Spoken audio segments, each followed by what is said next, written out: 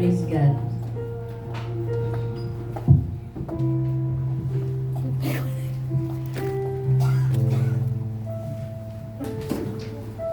Tayo po ay manalangin. Ama, maraming salamat po sa oras na ito at binigyan mo po muli ako ng pagkakataon upang i-share ang iyong magandang balita sa bawat isa, Panginoon. Dalangin ko ang iyong patnubay, Lord God, na tunay na ang salita mo lamang ang siyang maibabahagi ko, Panginoon Jesus. Maraming salamat po. In Jesus' name, Amen. Ngayon po, kasi dati po pag nagbibigay po, pag tumatayo po ako dito nagbibigay ng mensahe, hindi ko nasasabi kagad kung ano ang title ng message. Ngayon sasabihin ko na para alam mo na. Ang message ngayong umaga is the real or genuine meaning of love. Alam niyo pa po ba ang ibig sabihin ng pag-ibig?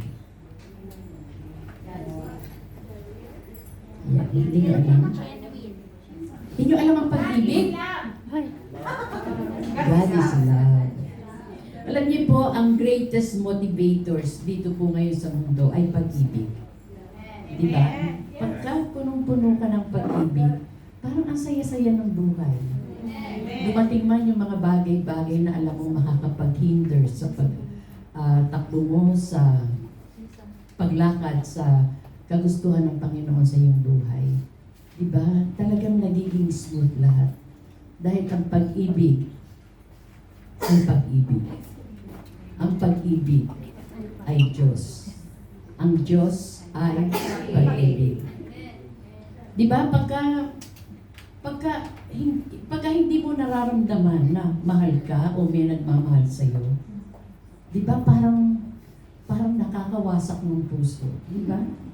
Pero sa bagay, meron din namang tao na walang pakels. Diba? Basta't ako dito, mahal ko sarili ko, wala na akong pakialam sa iba, na mahal nila ako o hindi. Basta't ako'y mabubuhay. Meron pa mga taong ganun, diba? Meron pa dito? Wala. Sigurado ka. Wala. Talaga, especially sa iyong asawa, diba? Pagka nararamdaman mo medyo nangihina, ay naglalamig na, parang ang sakit. Diba? Talagang yun ang pinaka-importante sa mag-asawa, yung pag-ibig. Kasi pagka mahal mo ang asawa mo, mahal ka ng asawa mo, kumpleto buhay mo, ay wala kang pera eh. Diba? Sabi nga, ni Rico Puno, namamasyal pa sa luneta nang walang pera. Diba? Ngayon, pag wala kang pera, ayaw mo na umalis. Especially pag kasama mo mga anak mo dahil wala ka ng pambili ng soft drinks, wala ka ng pambili, kawawa naman, napupunta lang kayo doon, nagkakatinginan lang kayo. Diba? Kaya napaka-devastating kapag hindi ka nakakaramdam ng pag-ibig sa kapwa mo. Amen. Although human love is napakaganda ng pag-ibig ng isang tao, pero ang pag-ibig ng Diyos is far greater. Diba? It's the most life-changing force in the universe. Makikita natin to sa Ephesians 3:17-19. Kung tatanungin ko po kayo, alam niyo po ba ang meaning ng pag-ibig kung titignan po natin to sa Merriam-Webster Dictionary? Tingnan ko po. Meron ka bang dictionary ngayon? Wala na, Google na lang ano. Kapag nasa Google, anong ibig sabihin ng pag-ibig? Emotion. Sino yung sumagot ng emotion? No. Sikat ka talaga. Hindi, walang sikat dito. Ang sikat si Lord. Amen. So, love is a multifaceted emotion defined as a strong affection or deep devotion for another person. Ang pag-ibig, iba-ibang emosyon yan eh. Diba? It's that endearing value of a person that gives you a sense of his or her importance to you as the object of your favor. Di ba? Nadamdam mo na napaka-importante mo pagka may taong nagmamahal sa iyo. Di ba? I believe na every one of us here ay may emotion. May emotion po ba ang bawat isa?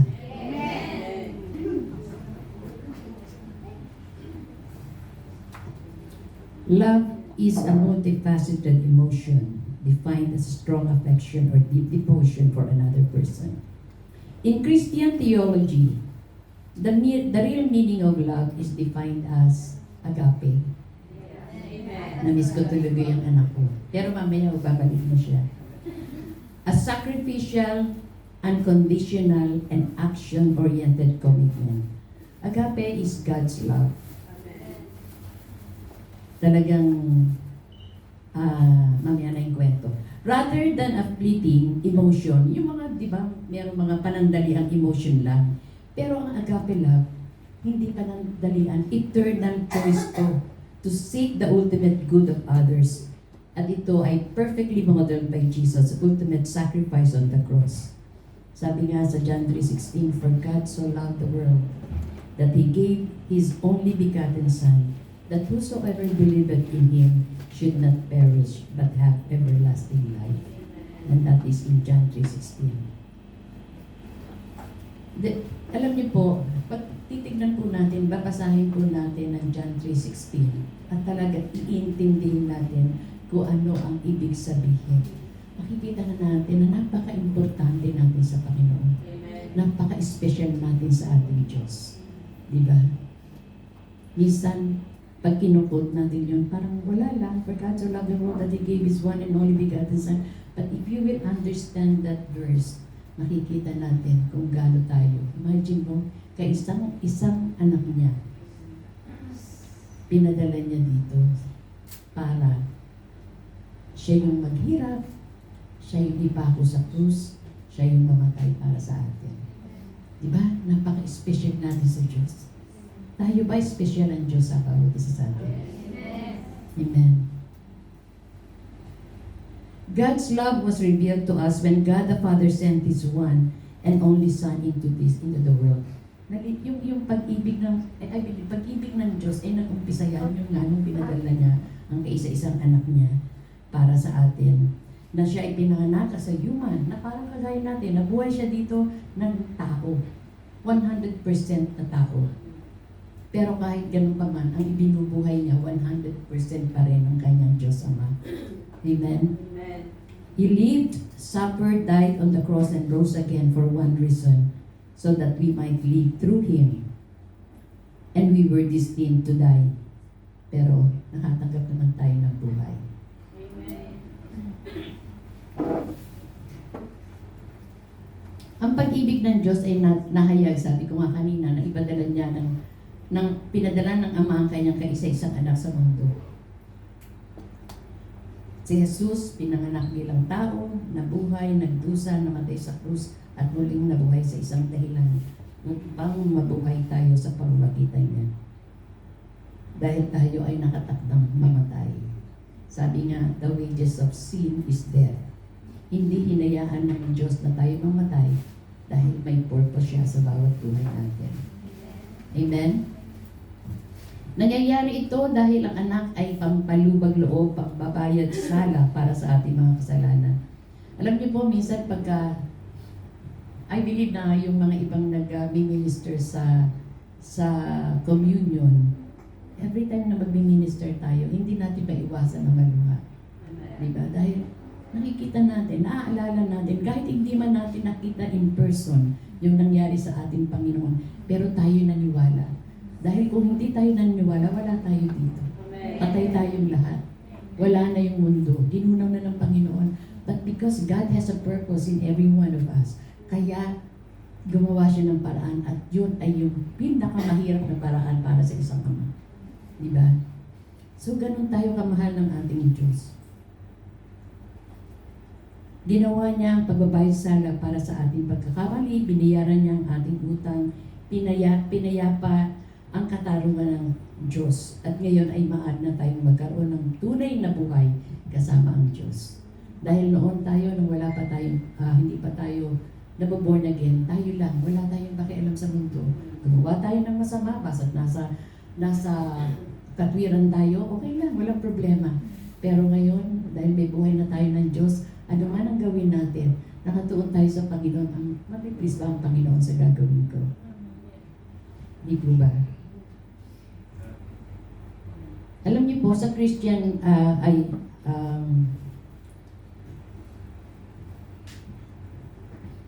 sabi nga kung mahal tayo ng Diyos sa ganoong paraan, kung paano tayo minahal ng Diyos, dapat din mahalin natin ang kapwa natin kung gaano tayo minahal ng Panginoon.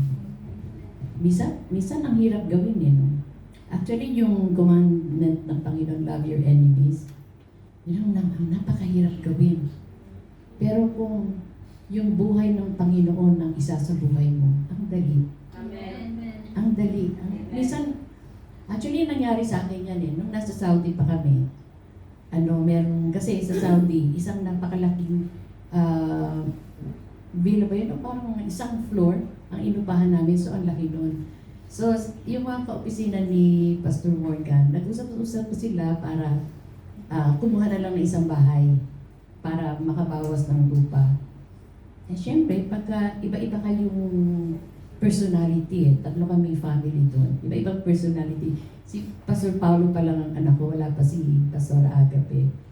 Ngayon yung isa, hindi ko alam, sumama yung loob sa akin. Hindi ko alam talaga, pero naging, Marites, pero makikita natin. Hindi nyo naman kilala di ba? Ngayon, naging magkaibigan silang dalawa, yung dalawang family. Ako nag-iisa, pero noon tinawag na kami ng Panginoon. Nung time na yun, before talagang, sabi nga minsan habang kumakain si Pastor Paulo dinura nung anak nung isa. Sabi ko, tinawag ko yung nanay. Sabi ko, dinuran yung pagkain ni Paulo. Sabi lang, Angel, ganun lang. Pero nung time na yun, hindi pa kami Kristiyano para magkaliwanagan tayo. Bumalik, dinuran ulit. Sabi ko, Paulo, pagka dinuran, suntukin mo na. Nagigil na ako dahil hindi ako makakaganti dahil bata di ba? Yung ina naman, Angel. Pero yung pong batang yun, wala na, pumanaw na. Kaya, pinakwento ko lang. Yun ang, pero ang sakit doon di ba? Tapos, yung isa, talagang nakikipag sa akin. Pero nung makilala namin ng Panginoon, talagang naging testimony ko sa buhay ko yun na talagang nayakap ko na minsan may pinapakita, minsan arangkada na naman yung kaisipan mo, pero praise the Lord. Pagka talagang sinubmit mo, magagawa mo kay Lord. Magagawa mo kahit ang sakit, pero talagang pag ginawa mo yun, may joy ka. May joy ka. Pagka ginawa mo yun at andun pa rin, sige, pag yumakap ako sa iyo, pag ginawa mo ulit yan, medyo hinay-hinay ka na, diba? Pero pagka si Lord ang kumilo sa buhay mo, talagang andun ang joy.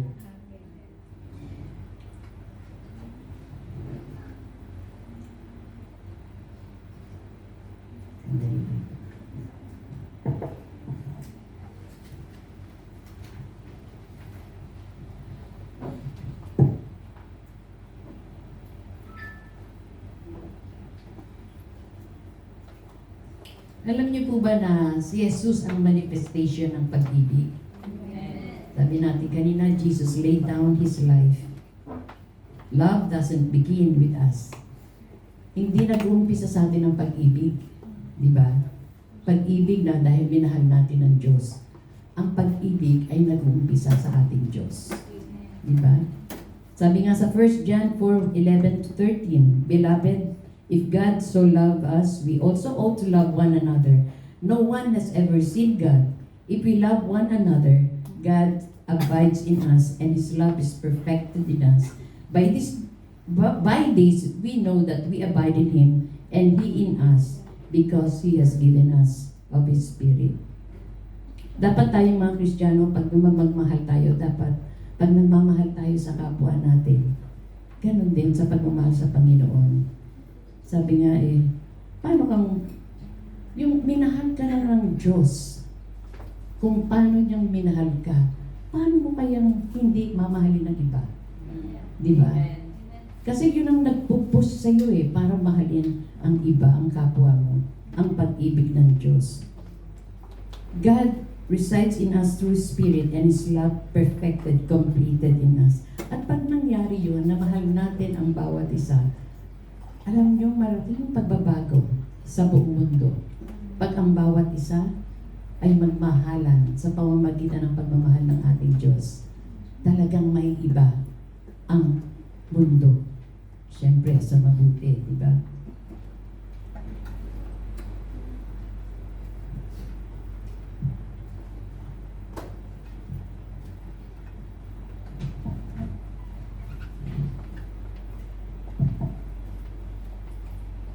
Sabi nga po sa 1 Corinthians 13:4-8.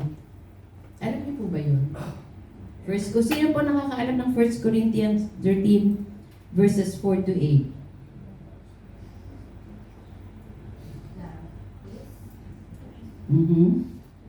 Sige po, babasahin ko na para hindi na po tayo magtagal. Love is patient, love is kind, it does not envy, it does not boast, it's not proud, it does not dishonor others, it's not self-seeking, it's not easily angered, it keeps no record of wrongs. Love does not delight in evil, but rejoices with the truth. It always protects, always trusts, always hopes, always perseveres. Love never fails. Amen. Alam niyo po, sa mundo ng pag-ibig, madalas na tinuturing bilang hindi sinasadyang pakiramdam. Minsan, pag sinabing hindi sinasadyang, minahal mo ang tao dahil pinuri ka. Di ba? Kataganda mo. I love you. Di ba? Minsan gano'n na ano natin. Pero sa Biblia, gayon pa man, ang pag-ibig ay tinukoy sa pamamagitan ng kung ano ang ginawa nito. Sabihin, kung ano ang ginawa ng Diyos para mapakita ang pag-ibig, ang tunay na pag-ibig. Ang mundo ay madalas na tumutukoy sa pag-ibig bilang isang panandaliang pakiramdam na dumarating at nawawala. Pagka ginawan ka ng mabuti, mahal mo ang tao. Pagka ininis mo, nainis ka na rin. Ganon ang pag-ibig dito sa mundo. Na-experience mo ba natin yun? Ngunit inilarawan ni Apostol Pablo ang pag-ibig bilang isang aktibo, pang-araw-araw na pagpili. Ang pasensya ay pag-ibig sa ilalim ng pagdidipit.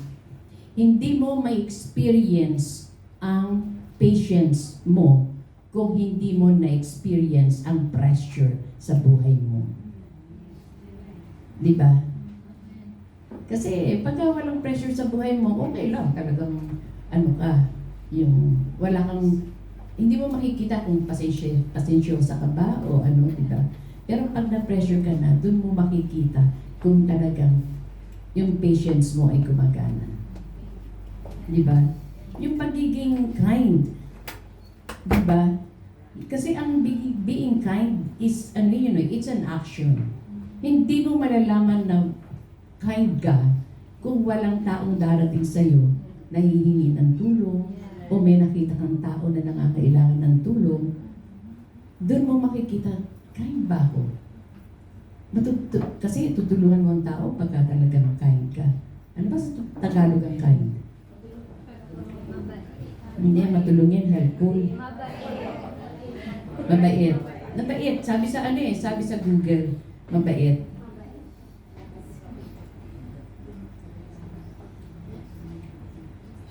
Sabi nga, kapag pinili natin maging matyaga at mabait, kahit na mahirap, nakikita natin ang mismong kalikasan ni Kristo sa isang pagod na mundo. Ito yung nasabi ko kanina, kapag ka ang kabaitan at ang pagigipit, ang pagiging pasensya, ang siyang kumikilos dito sa mundo, nakikita mo na ang mundo ay napakaayos, di ba?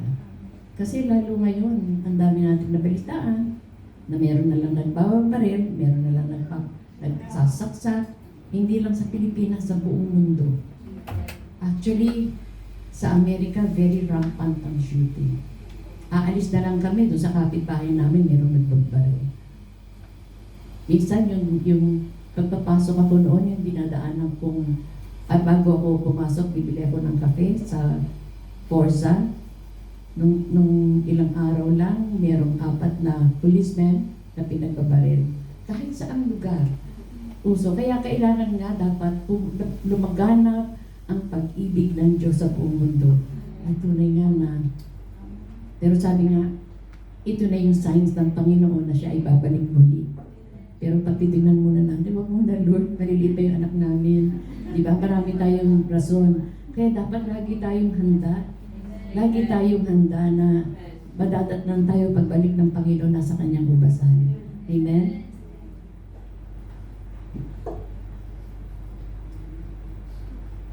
Alam nyo, pagka talagang ipinamumuhay mo ang pag-ibig ng Diyos, hindi mo na inaalala yung sarili mo di ba? Minsan nga, pagka anak mo ang nagkasakit, minsan parang masama ang pakiramdam mo, pero tatayo ka, di ba? Hindi lang sa mga kamag-anak mo, hindi lang sa anak mo, kundi sa ibang tao. Sabi nga ng Panginoon, love your neighbor as you love yourself. Ang neighbor mo, hindi yan lang katabi mo, hindi lang yung kapitbahay mo. Lahat ng tao sa mundo, neighbor mo. Pag kinailangan ng tulong, andun ka lagi dapat. Dahil ang pag-ibig ng Diyos ay nasa iyo. Di ba? Kasi hindi mo masasabing you love God, tapos may nakikita kang dapat tulungan, parang wala kang nakita. Hindi mo mahal ang Diyos. Sabi nga pagka maghahanap kayo ng boyfriend, sino mga singles dito? Pagka maghahanap kayo ng boyfriend, hi Myra, dapat ang priority niya si Lord. Dahil ang unang mahal niya si Lord. Kasi pag sinabi nung kasunod ka na, at yung mga mahal mo sa buhay, at yung mga neighbors. Di ba? Hindi nang sinasabi ko kay Agape, anak, ay hindi lang ni Agape, yung mas mahal si Lord kesa sa kanya. Amen.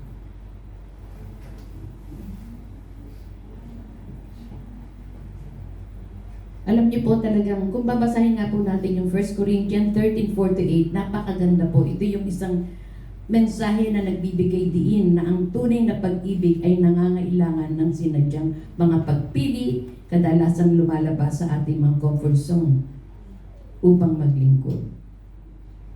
Totoo, ang tulad ng pag-ibig ni Kristo ay nangangailangan sa ating na lumabas sa gitna ng ating dapat lumalabas yun. Hindi tayo nakatutok lang sa ating sarili. Kasi pag nakatutok tayo sa ating sarili, wala tayong makikitang nangangailangan ng tulong. Diba? Parang sarili mo lang. Sarili mo lang. Sarili mo lang ang iniintindi mo. Ang pagmamataas ay bumubuo ng, yun, totoo yun. Ang pagmamataas at yung inggit ay bumubuo ng wall. Diba?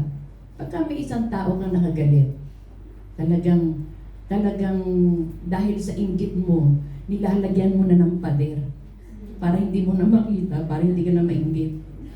Di ba? Pinlalagyan mo ng pader na nainis ka, parang wala nang puwang para magkabalikan kayo, magkasundo kayo. Yun ang nagiging resulta ng pagka may inggit ka, pagka may galit ka, pagka mapagmataas ka, especially sa mga may asawa. Pagka nagkaroon kayo ng konting diskusyon, huwag nyo naman lagyan ng pader. Like, bridge na lang. Hindi nga. Totoo, kasi ang bridge, pwede kang tumawid. Diba? At magkabalikan kayo, magkaintindihan kayo. Pero pagkapader at yung pa ay gawa ng hollow blocks na pinalitan na may nilagyan ng balak, bakal, wala na. Parang nilagyan nyo na ng tuldok. Amen? Kaya dapat, yun ang anihin natin, yun ang iwasan natin na magkaroon ng pader. Pag nagkakaroon tayo, i-ano natin kagad sa Panginoon para kumilos ang Panginoon sa buhay natin. Hayaan natin na yung biyaya ng Diyos ang siyang, yung grace ni Lord na, sabi nga di ba, we were saved even before we were sinners. At yun ay yung undeserved grace na natin. Hindi natin deserve yung grace ng Panginoon. Di ba? Kasi makasalanan tayo. So, pero tinanggap pa rin tayo ng Panginoon. Nung lumapit tayo sa Kanya, humingi ng kapatawaran, pinatawad tayo ng Panginoon. Yun din ang gusto ng Panginoon na gawin natin. Doon sa mga tao na hindi pa nakakilala sa Panginoon, na makasalan, na hindi nila deserve ang grace ng Panginoon, ilapit natin sila sa Diyos. Para yung experiences natin na maganda sa Panginoon ay may experience din nila. Amen. Alam niyo po, ang pamantayan standard ng isang Kristiyano, sa pag-ibig ng isang Kristiyano ay hindi nababase sa human capabilities, kundi sa kay Lord. Doon lagi nating ibabase. Doon lagi nating ibabase ang pag-ibig natin sa ating kapwa. Ang pag-ibig ay isang malalim na simboyo ng damdamin. Sabi nga kanina natin na ang pag-ibig ay isang ang pag-ibig na nanggagaling sa mundo ay isang panandaliang emosyon. Pero ang pag-ibig pag nanggagaling sa Diyos, ito ay panghabang buhay. Hindi yung pagka yung ginalik ka, nawawala ka agad. Amen? Ang sino mang hindi umibig ay hindi sabi nga kanina, sabi magmahalan tayo sapagkat ang pag-ibig ay mula sa Diyos. Alam po natin to, alam po ng lahat na kapag ang tao ay hindi marunong umibig, ay walang buhay ng Diyos at walang pagmamahal ng Diyos. Amen? Alam natin na even we were, yung hindi pa tayo na born again, minahal na tayo ng Diyos. Lahat, ang buong mundo, minahal ng Diyos. Pero kung hindi natin papapasukin ang Diyos sa pamamagitan ng Kanyang Espiritu sa buhay natin, hindi natin totoong may experience ang pag-ibig ng Diyos. Amen? Ang Diyos ang bukal na pinagmumulan ng lahat ng tunay na pag-ibig. Ngunit ang pag-ibig na hiwalay sa Diyos, totoo, ang pag-ibig na hiwalay sa Diyos ay kadalasan mababaw. Makasarili, limitado at may kondisyon.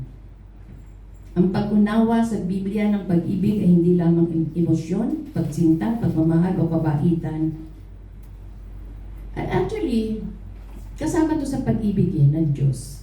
Yung emosyon, yung pagmamahal, kabaitan, nakapasok yan, nakapaloob yan sa pag-ibig ng Diyos.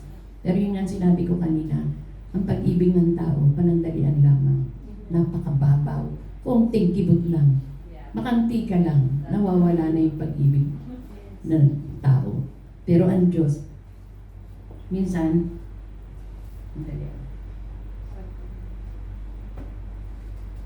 ang pag-ibig ng Diyos, kapag talagang tinalampakan na, andun pa rin ang pag-ibig ng Diyos, hindi nagbabago. Amen?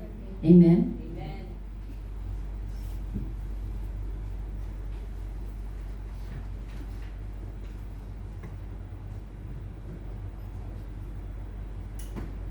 Kulang din po ako sa tulog, kaya sabi ko po kay Pastor Morgan, "Dad, ikaw na lang." Kaya medyo, sabi naman ni Pastor Morgan, "Hindi, ikaw." Kasi po, nung mga nakarang araw, medyo, ayoko po i-confess. Pero nararamdaman ko. Pero hindi po ako pinatigil. Hindi naman po ako yung parang pagka may nararamdaman ka, sige. Kaya lang pagka tumatagal na yung mata ko sa computer, medyo nag-iiba na yung paningin ko. Ganun daw po yung mga bumabata. Mga kapatid. Mga, ano ba tawag doon? Mga ka-senior. Sabi nga ni Pablo, asan ba to? Nawawala na. Kaya po, nung gumawa po ako ng una, May mga, sabi ko nung binabasa ko kanina umaga, bakit hindi ito parang nawawala yung continuity.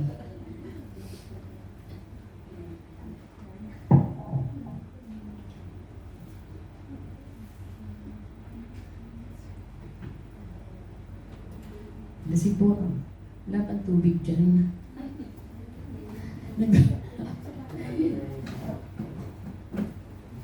Parang kasi natutulan naman.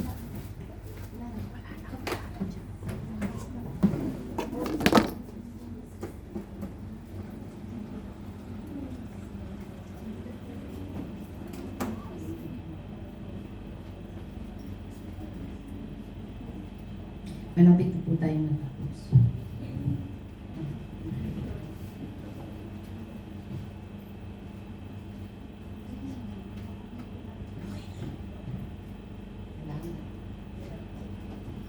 Alam niyo po, sabi po ni Paul, isang Tagalog, isang English. Kasi meron po mga salita sa English na ang hirap i-Tagalog. Meron naman pong salitang Tagalog, ang hirap i-English. Diba? Diba? Kailangan talaga. Alam niyo po, sabi sa Romans 12:9-13, basahin ko po, let love be genuine. Abhor what is evil, hold fast to what is good. Love one another with brotherly affection, outdo one another in showing honor. Do not be slothful in zeal, but fervent in spirit. Serve the Lord. Rejoice in hope. Be patient in tribulation. Be constant in prayer. Contribute to the needs of the saints and seek to show hospitality. Alam niyo po, sabi nga po, let love be genuine. It's something of heading over the rest. Alam niyo po, pagka ang pag-ibig mo na nanggagaling sa Diyos ay tunay. Sabi nga, pag nanggagaling sa Diyos, talagang tunay. Pero ang pag-ibig mo hindi galing sa Diyos, hindi tunay. Diba? Sabi nga, genuine love is holy pag ito'y galing sa pag-ibig ng Diyos. Alam niyo po, ito lang po yung love is genuine.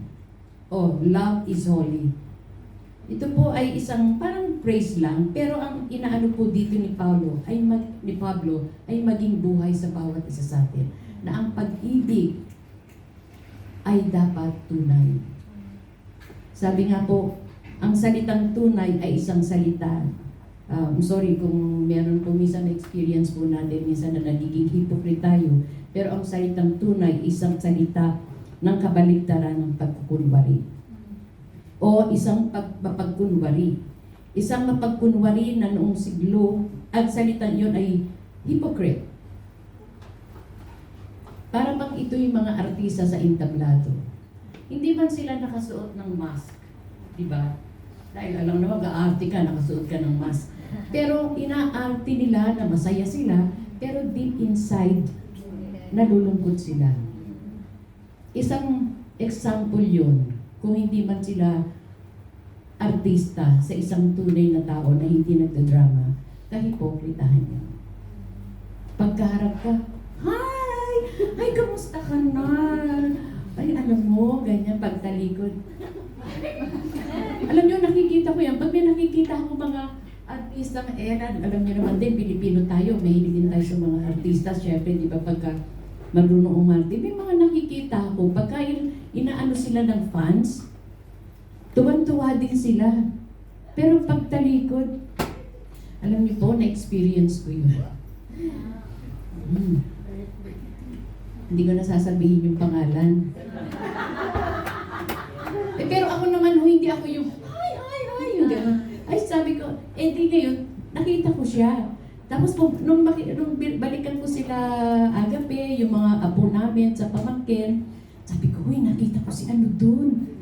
Nakita ko si ano. Sabihin ko na nga. O, tapos, di syempre mga apo namin sa pamangkin, sumabak tinignan. Sabi ko, hi, pwede magpakuha yung mga apo ko. Gumanon. Tapos yung pinipicture na, ganon, maya-maya bumalik ulit yung mukha. Sabi ko, yun ang mga tao na, sabihin nga natin sumigat dahil sa fans. Tapos yung pagkaan, ayun na, huwag lang natin pagkwentuhan yan, ano yan eh. Nakakadagdag pa ng oras yan. Alam niyo po, yun ang kagaya, kinukumpara sa isang actor sa entablado. Na kapag ka nasa entablado, wow, ang saya-saya, pero at the back, ang lungkot-lungkot pala. Yun po, ang mga tao na hypocrite, plastic. Okay lang kung Tupperware eh, medyo matibay yung Tupperware, di ba?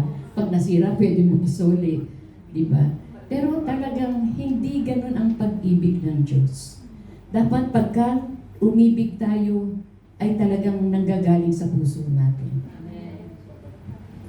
Ang sinasabi dito ni Paul ay gusto niya na sa ating pag-ibig ay hindi ba pagkunwari, hindi mapagpanggap. Minsan mamahalin mo ang tao dahil meron kang nakukuha. Mamahalin mo ang tao dahil mahal ka niya. Mamahalin mo ang tao dahil ang suporta sa iyo ganun-ganun na lang. Pero kahit wala nang ganun, kahit hindi ka mahal, hindi ka natutulungan, mahalin mo pa rin. Ganun ang pag-ibig ng Diyos. Ang pag-ibig na tunay. Ang pag-ibig na genuine. Amen? Amen.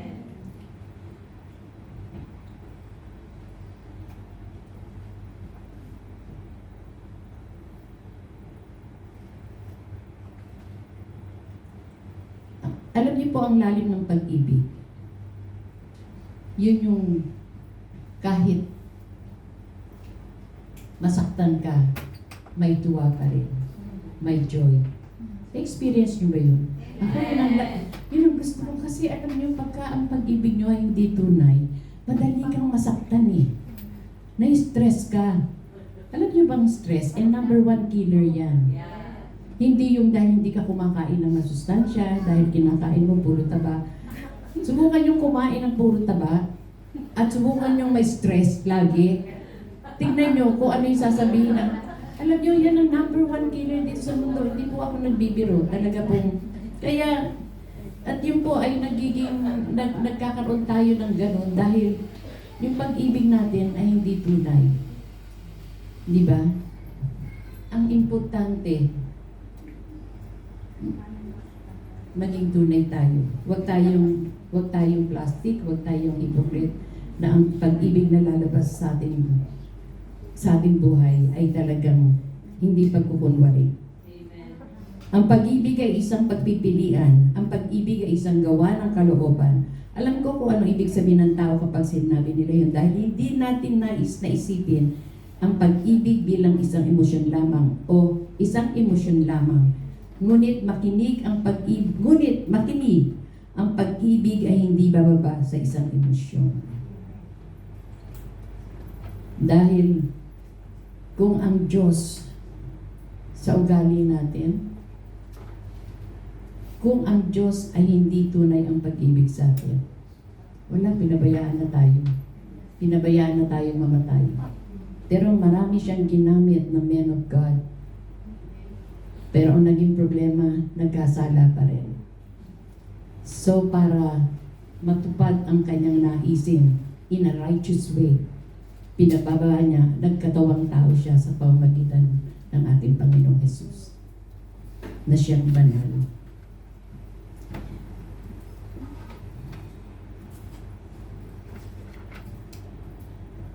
Alam natin kapag tayo ay umiibig ng hindi tunay, talagang nagdadala ng kasakitan sa atin. Diba? Talagang makikita natin, ano ba yung nangyayari sa buhay ko? Pero pag-iisipin mo talagang mabuti, kung iintindihin natin ang buwag ang pag-ibig ng Diyos, ay napakalaking positibong mangyayari sa buhay natin. Diba? Talagang ang mangyayari ay talagang puno ka ng pag-ibig ng Diyos, talagang makikita mo yung glory ni God. Kasi ang bawat isa sa atin, wala tayong minimiti, kundi malwalhati ang Panginoon sa buhay natin. Di ba? Hindi naman ang Diyos siya ang gagawa para sa atin. Binigay niya ang instruction kung anong gagawin natin. Kapag hindi natin nagawa yun, hindi natin nabibigyan ng kalwalhatian ng Diyos. Kasi God gave us the freedom to choose. Ito ang lagi nating binabanggit. Hindi ang Diyos ang gagawa sa atin. Binigay ng Diyos kung paano natin gagawin. At God gave us the freedom. Paano natin gagawin? Ito ba ay sa pamamagitan ng pag-ibig ng Diyos o sa pamamagitan ng laman lang natin? Amen? So, may nakuha po ba tayo sa mensahe ngayon?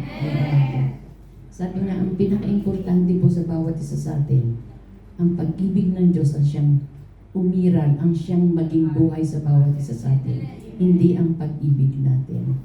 Dahil ang pag-ibig natin ay may hangganan, ang pag-ibig ng Diyos ay walang hangganan. Sinabi niya nga, hindi niya tayo iiwanan, hindi niya tayo pababayaan. Anong mang, minsan sasabihin niya natin, wala ba ang Diyos? Natutulog ba ang Diyos? No. Laging gising ang Diyos, andyan lagi, nakatingin sa atin sa pamamagitan ng kanyang banal na Espiritu, na patuloy na nagko-convict sa atin. Pero tayo, minsan nagiging manhid ang pandinig natin. Minsan nagiging manhid yung emosyon natin na hindi natin nakikita yung pagkilos ng banal na Espiritu sa bawat buhay natin. Kaya ang nakikwensyo natin ang pagkilos ng Holy Spirit sa atin. So, yun ang gusto kong i-relay sa bawat isa sa natin. Sa atin na tunay na dapat ang pag-ibig natin ay genuine. Amen. Dahil ang pag-ibig ng Diyos sa bawat isa sa atin ay genuine. Real. Tunay. Tunay na tunay. Amen. At walang sino man ang makapagbibigay ng gaya ng pag-ibig ng Diyos sa bawat. Minsan, mahal tayo ng asawa natin, mahal tayo ng pamilya natin. Pero, pasalamat pa rin tayo dahil sa Diyos, kaya tayo mahal ng pamilya natin. Amen. Dahil Diyos ang kumikilos dun sa pamilya natin. Amen. Diyos ang kumikilos sa asawa natin. Amen. So, kung hindi man tayo mahal, nararamdaman natin na hindi tayo mahal ng asawa natin, huwag kayong magkatubili. Huwag kayong malungkot. Huwag kayong mag-stress. Magsaya kayo dahil ang buhay ng Kristiyano ay masayang tunay. Bakit masayang tunay? Dahil sa pag-ibig ng Diyos. Amen. Praise the Lord. So tayo po ay mag-pray. Thank you, Lord. Salamat po sa pag-ibig mo, Panginoon. Pag-ibig na hindi nagbabago magpakailanman. Pag-ibig na hindi humihingi ng kapalit, O God. Lord, salamat po sa extravagant love na pinagkaloob mo sa bawat isa sa amin. Ang prayer po namin ay maibalik din po namin ito sa pamamagitan ng pagmamahal namin sa kapwa namin, Lord God. Sabi mo nga po, love one another. Lord God, love your neighbor as you love yourself. So Lord, ito po ang gusto namin maging buhay sa bawat isa sa amin na upang ikaw ay patuloy na maitaas, patuloy na maluwalhati sa bawat buhay namin. Ama, maraming salamat po. In Jesus' name, Amen and Amen.